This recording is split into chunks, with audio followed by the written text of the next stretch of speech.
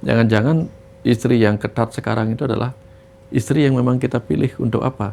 Tolong jaga aku seketat-ketatnya, karena aku gampang lepas kontrol gitu. Wah, Siapa keren, tahu. keren jawabannya. Ini jawaban paling keren yang pernah aku dengar sih. Iya, iya, iya. Bener-bener Pak, setuju, Ya. setuju aku. Pak, katanya siapa nih? Birendra, 17 bukunya Pak Wayan, saya sudah beli semua. Mantap. Aku tuh punya temen ya, dia itu clipper lah, video-videonya Ngaji Roso gitu. Dia jual Saat Semesta Bicara itu ratusan buku. Wih. Gila sih itu. Wih. Terima kasih banyak Iya. membantu pesan ayah ibu semesta. Saya ingin belajar dengan Bapak untuk penyembuhan sakit autoimun, benjolan, dan banyak yang nggak nyaman di tubuh saya tanpa obat. Gimana caranya, Pak? Dulu saya ketika alergi, bersin-bersin sampai sesak asma gitu. Oke. Itu tahun 1997. Mulainya dari saya SMA, bahkan sering pilek hidung saya gatal terus bersin-bersin. Iya, Pak. Lalu saya harus minum obat antihistamin. Oke. Karena seorang dokter kan tahu obatnya apa. Maka saya berpikir setelah saya capek minum obat, tahun 97 itu saya bilang pada tubuh saya, oke, kita berhenti minum obat. Setiap malam lalu saya katakan, mulai malam ini seluruh tubuh saya bebas dari alergi. Napas saya lega, hidung saya lega, seluruh tubuh saya lega. Saya katakan itu berulang-ulang terus, dan sejak itu sampai sekarang nggak pernah kumat. Nah, autoimun adalah suatu kondisi di mana tubuh melawan dirinya sendiri. Ini mirip seperti kalau kita punya perusahaan, antar departemen berkelahi satu sama lain karyawannya. Kalau kita sebagai manajemen bisa mendamaikan mereka, biasanya mereka akan hidup berdampingan dengan damai. Hal yang sama terjadi ketika kita mendamaikan seluruh sel-sel kita yang saling bertikai, yang memunculkan kondisi autoimun tadi.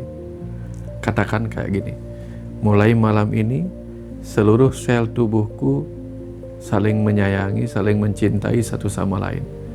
Aku menggetarkan cinta kasihku kepada seluruh sel-sel tubuhku. Itu misal.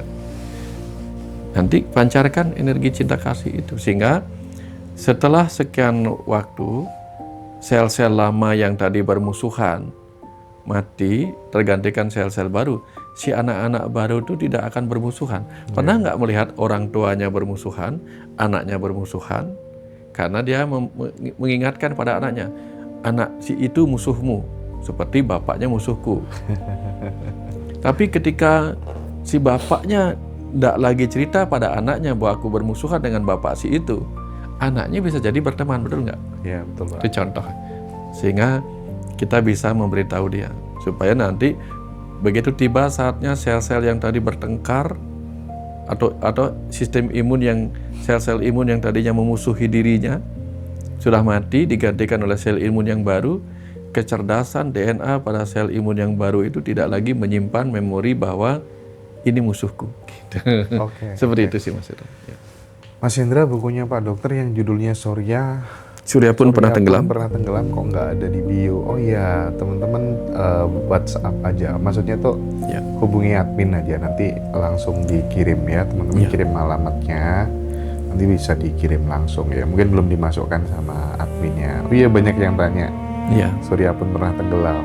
Maksudnya ini pesan buat teman-teman yang lagi jatuh soal ekonomi gitu ya Pak, mungkin ya? Iya. Semua orang yang terpuruk dalam hidupnya. Ya, jadi dalam buku itu ada cerita tentang seorang wanita yang harus menghidupi anaknya sendirian. Kemudian ini kisah nyata, terpuruk hidupnya, ekonominya morat-marit begitu. Sudah mau menghabisi dirinya. Iya.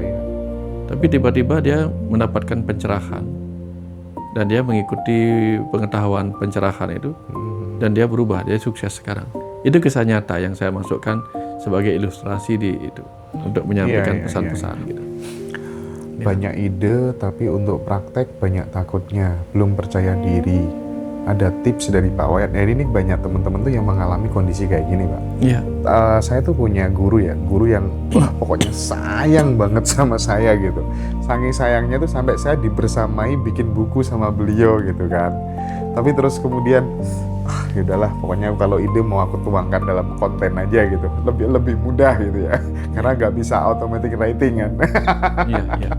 Ayo, tapi gimana tuh menjawab kegelisahan teman-teman itu Pak tentang banyak ide tapi mau praktek takut, belum percaya diri gitu. Tipsnya apa Pak? Iya, kalau semua orang dengan mudah bangkit percaya dirinya, maka kita tidak akan membutuhkan kehidupan ini untuk belajar. Hidup ini memang untuk kita belajar mengenal diri kita, percaya pada diri kita. Nah, ketika kita tidak mengenal diri kita, maka kita akan sulit mempercayai diri kita. Dulu saya pernah juga sampai di sebuah momen, sudah belajar spiritual nih saya, sudah belajar, sudah bikin buku, tapi tiba di sebuah momen saya kehilangan kepercayaan diri, kehilangan kepercayaan pada Tuhan dan seterusnya, kepada semua. Saya tidak percaya lagi pada kehidupan, pada semesta gitu. Tiba-tiba saya dikasih pertanyaan pada saat meditasi hening.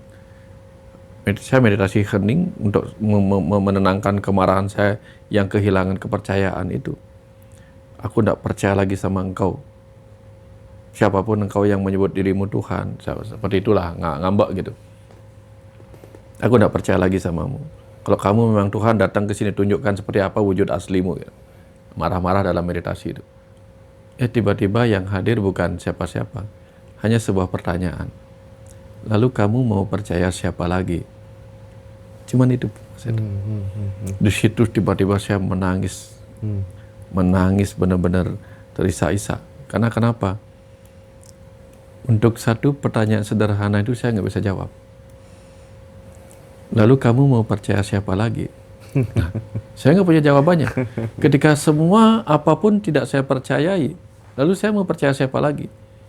Di situ kemudian saya bicara. Diam sambil menangis, saya berkata, Tuhan, ambil semua yang pernah kau berikan kepadaku. Tapi jangan ambil satu saja, yaitu apa? Keyakinanku bahwa engkau ada. Wow. Agar aku masih punya jawaban. Oke. Untuk pertanyaan tadi. Nah, artinya di situ kemudian saya menemukan sesuatu yang menguatkan saya untuk apa? Jika seluruh dunia tidak kita percayai, setidak-tidaknya yakinilah bahwa kita adalah sebuah alam semesta kecil. Oke. Teman-teman setuju nggak kalau live-nya Ngaji Roso sering konsultasi gini sama Pak Wayan? Ya, ketik ya yang setuju ya. Mas, saya kalau lagi live TikTok itu 2 jam ngupas jawab pertanyaan mereka. Ada yang sampai selesai masih banyak yang belum saya ini. Karena mereka suka yang belum join ngobrol. YouTube-nya Pak Wayan Mustika, silakan join ya. Ya, biar rezekinya Pak Wayan tambah banyak ya. Nggak cuma jawab tok gitu ya. Pak Wayan, ini ada Mas Rio tanya nih. Tips dong, saran biar bisa melepas grogian kadang sampai gemeteran gitu Pak. Grogian kadang sampai gemeteran katanya. Pakai 2 tangan ini. Apa tuh? Sistem ini. Mas Rio kalau lagi nonton ini pakai 2 tangan itu. Lalu pakai ilmu ketukan itu. Lagi grogi kan? Pakai ini. Diketuk di atas alis. Saya tenang, saya tenang, saya tenang. Tapping ini. Lalu pindah tapping ke bawah. Oke. Di bawah telopak ini. Saya tenang, saya tenang. Lalu pindah ke di atas bawah hidung nih. Saya tenang, saya tenang, saya tenang. Lalu pindah ke dagu. Saya tenang, saya tenang. Pindah ke dada kiri. Saya tenang. Nah, kalau enggak semuanya boleh di sini juga. Saya tenang, saya tenang. Gitu. Jadi beri perintah kepada tubuh untuk menenangkan dirinya. Sambil tersenyum ya. Sambil tersenyum ya Pak ya. Nanti nggak grogi kok. Tapi gimana pun juga itu sangat membantu sih ya. Tapping kayak gitu sangat membantu. Tapi lebih membantu lagi kalau semakin sering mencoba biasanya semakin nggak grogi gitu ya. Jam terbang sih, urusan jam terbang sih ya Pak ya. Demam panggung hanya hilang kalau kita sering di depan panggung. Serius Pak, saya dulu tuh kalau pas ngomong gitu Pak ya, mesti sini tuh keluar keringat dingin. Terus belum ngomongnya belum selesai gitu Pak. Kan saya sering ya, misalnya ke acara di masjid gitu, saya tanya sendiri gitu. Acara maiyahan tanya sendiri. Latihannya kayak gitu. Dan itu bertahun-tahun pun kadang masih, aduh masih kok hilang lagi. Mikir kan Pak, muter-muter lagi kan omongan gitu kan. Itu jam terbang sih kalau itu. Nah, ini kan rumus yang sudah ditelurkan oleh orang-orang sejak dulu kan. Iya. Allah bisa karena Biasa. Udah rumusnya dari dulu itu. Pak Wayan, banyak orang menderita gara-gara kemelekatan. Ini katanya Kak Tami ini, solusinya gimana Pak? Ya, pertama tentu kenapa kemelekatan itu menciptakan penderitaan? Itu pengingat bahwa kemelekatan itu menderitakan. Jadi kalau kita nggak mau menderita, belajar melepas. Melepas misalnya apa? Ada pernah begini Mas Hendra, saya ketemu orang yang sangat melekat kepada pasangan hidupnya. Sehingga dia menjadi sangat-sangat gelisah ketika menyadari pasangan hidupnya tidak sesuai dengan apa yang diharapkan sikapnya. Terus saya bilang, kenapa Mas mengizinkan atau memberikan cinta 100% kepada pasangan? Kalau cinta diberikan 100% kepada pasangan, lagi berapa diberikan untuk diri sendiri? Saya bilang gitu. Terus saya ajarkan begini, kalau Mas misalnya diundang ke sebuah tempat makan, tapi mempersiapkan diri dengan rasa lapar, tiba-tiba di sana makanan yang Mas butuhkan nggak ada, kan kecewa kita. Tapi kalau misalnya kita sudah diundang makan, tapi kita sudah kenyang dari rumah, sampai di sana perkara makanannya ada apa enggak, terlambat apa enggak, kan nggak mengganggu kita, betul nggak Mas? Nah, sama dengan gini. Ketika kita sudah menghormati diri kita nggak terganggu ketika orang lain belum menghormati kita atau tidak menghormati kita. Kalau kita sudah mencintai diri kita nggak terganggu jika orang lain belum mencintai kita atau tidak sepenuhnya mencintai kita. Karena kita sudah mendapatkan itu. Sama dengan validasi juga. Begitu kita sudah memvalidasi diri kita, percaya pada diri kita, orang nggak percaya kita nggak penting. Maka mulailah sesuatunya dari diri kita dulu gitu. Pak, ini sekarang pertanyaan dari saya pribadi ya. Iya. Saya tuh punya banyak temen cowok. Itu kalau misalnya pas lagi keluar sama saya gitu Pak, itu tuh ada telepon gitu udah bingung banget gitu. Iya. Coba ini istri Pak ya. Iya. Kadang kan banyak ya istri tuh yang ketika ditinggal sama suaminya tuh kayak wis pokoknya kayak nggak ikhlas gitu. Ternyata temanku banyak yang kayak gitu Pak. Dan itu aku melihat mereka menderita sekali gitu Pak. Tekniknya gimana sih Pak? Supaya kemudian ada perubahan yang drastis gitu kira-kira. Saya punya teman saya suka lucon-lucon yang gitu tuh. Sebenarnya aku nggak takut sama istriku. Cuman istriku yang terlalu berani padaku. Gitu. Iya bener-bener tuh Pak.